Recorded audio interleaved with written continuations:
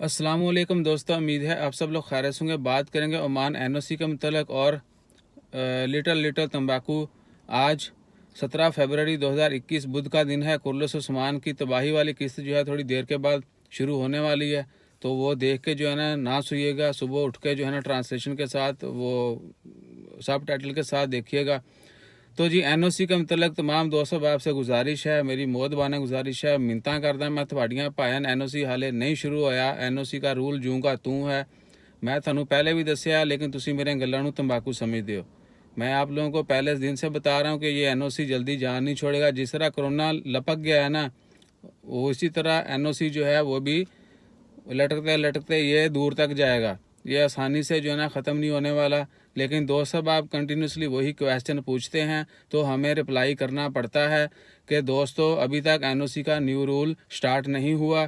जैसे ही new rule start होगा हम उसी वक्त अपडेट कर देंगे। हम तो खबरों को ऐसे ढूंढते हैं जैसे बीमारी बंदे को ढूंढती है, जिस तरह कोरोना जो है ना लोगों को ढूंढ रहा है।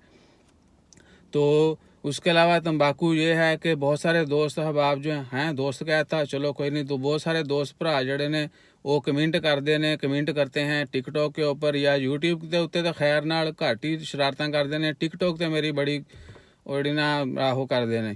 तो मेरा उन्होंने चेतावनी है कि मैं चाचे शौके तो भी बुरा बन जाना है, तो बंदे बन जाओ। मैं थानू घोड़े की दस सुनाना है, तो तुसी किसी होर शायद ही सुनते हो। ठीक है, ये मैं चेतावनी पहली बारी नहीं दे रहा थानू, पहले भी बड़ी बारी दसिया कि बंदे बन जाओ, तो बंदे के पुत्र बन के तो सीधे काम करो।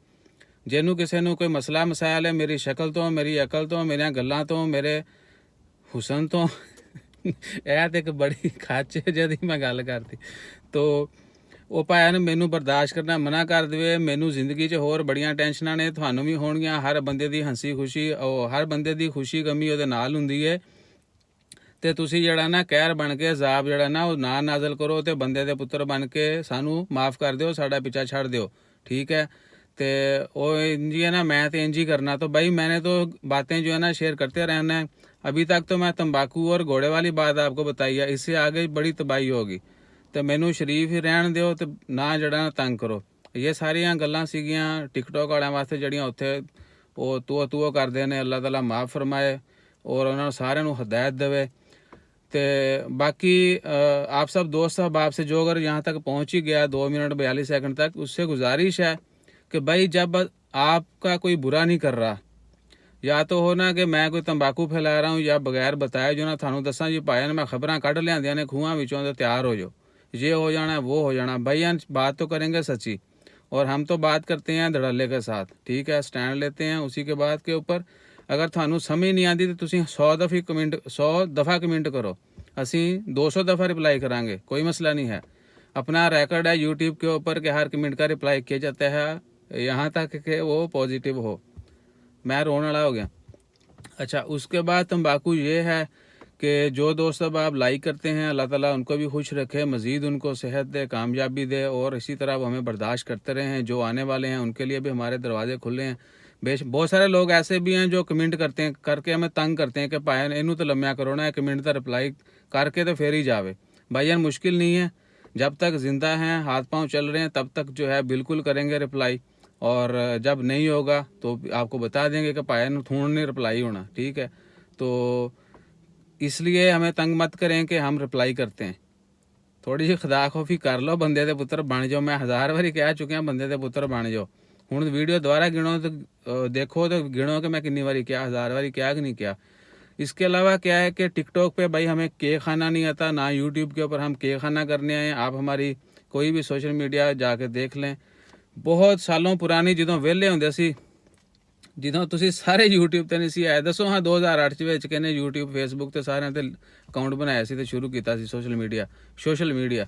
तो उस वक्त से हम हैं, तो हमारा चाह तो भाई सोशल मीडिया पे पूरा हो चुका है, पहले ही कुछ सालों में हो गया था। ठीक है ना, जब लोगों को अकाउंट का और चैनल का पता ही नहीं था लोग, बल्कि सानू जिन्हें तंबाकू दसिया उसने बताया था कि बंदे बन जाओ, इधर यह भी काम कर लो, ये फ्यूचर में ऐसे हो जाना है वैसे हो जाना। जिस तरह बिटकॉइन $50,000 पे पहुंच गया, $5 का सी असी नहीं सी लिया, 2010 की गल है। तो इसी तरह खैर तंबाकू बहुत लंबा हो गया, 8 मिनट की वीडियो हो गई, तो तुसी कहना मिड रोल ऐड चलती पई है, तो इनू डॉलर जोड़े बड़े आने ने नेरी छापड़ तरह। तो ये सारी बातें मैं इसलिए कर रहा हूँ कि पिछले 2-3 दिन से मुझे बहुत तंग किया लोगों ने, तो मैं जड़ा ना बर्दाश्त कर करके थक गया। लेकिन जिन्होंने नंबर लिया सी ਉਹ ਵਿੱਚੋਂ ਜ਼ਿਆਦਾ ਤਾਂ ਖੈਰ ਪੋਜ਼ਿਟਿਵ ਯੂਜ਼ ਕਰਨ ਵਾਲੇ ਨੇ, ਇਨਫੋਰਮੇਸ਼ਨ ਜਿਹਨਾਂ ਨੂੰ ਵਾਕਈ ਚਾਹੀਦੀ ਹੁੰਦੀ ਉਹ ਨੇ, ਲੇਕਿਨ ਵਿੱਚੋਂ ਕੁਝ ਸ਼ੈਤਾਨੀਆਂ ਵੀ ਕਰਦੇ ਨੇ, ਤੇ ਇਸ ਵਾਸਤੇ ਮੈਨੂੰ ਗੁੱਸਾ ਆ ਜਾਂਦਾ। ਬਾਕੀ ਭਾਈਜਾਨ ਅਸੀਂ ਡਰ ਗਏ ਤੁਹਾਡੇ ਤੋਂ, ਤੁਹਾਡੀ ਬੜੀ ਮਿਹਰਬਾਨੀ। ਤੁਸੀਂ ਬਲਕਿ ਆਸਤੀਨਾਂ ਤਾਂ ਹੈ ਹੀ ਨਹੀਂ, ਅੱਜ ਮੈਂ ਪਾਈਆਂ ਨਹੀਂ, ਕਿਉਂਕਿ ਆਸਤੀਨ ਨੇ ਅਗਰ पहने तो संप आ जाते हैं। एक हमारे दोस्त थे बड़े अच्छे, और उन्होंने हमें बताया था वो हमेशा फुल बाजू भी पहनते थे कपड़े, तो उनका बाजू जो है ना काफ़ी बड़े मोड़े होंगे से उन्होंने। मैंने उनसे पूछा भाई क्यों? कह रहा ना आस्तीन ने होंगी ना सांप होंगे। ठीक है, तो बंदे बन जाओ, अपना ख्याल रखो, दूजिਆਂ ਦੀ ਇੱਜ਼ਤ ਦਾ, दूजिਆਂ ਦੀ ਕਦਰ ਕਰੋ, ਤੇ ਜੇ ਤੁਹਾਨੂੰ ਕੋਈ ਚੀਜ਼ ਗਲਤ ਲੱਗਦੀ ਹੈ ਤਾਂ ਤੁਸੀਂ ਭਾਈਆਂ ਨੇ ਡਾਂਗ ਲੈ ਕੇ ਪਿੱਛੇ ਹੋ ਜਾਓ, ਕੋਈ ਮਸਲਾ ਨਹੀਂ, ਵੀ ਵਿਲ ਐਕਸੈਪਟ ਦੈਟ। ਤੇ ਵੀਡੀਓ ਹੋ ਗਈ 6 ਮਿੰਟ ਦੀ। ਜਜ਼ਾਕੱਲਾ, ਅੱਲਾ ਹਾਫਿਜ਼।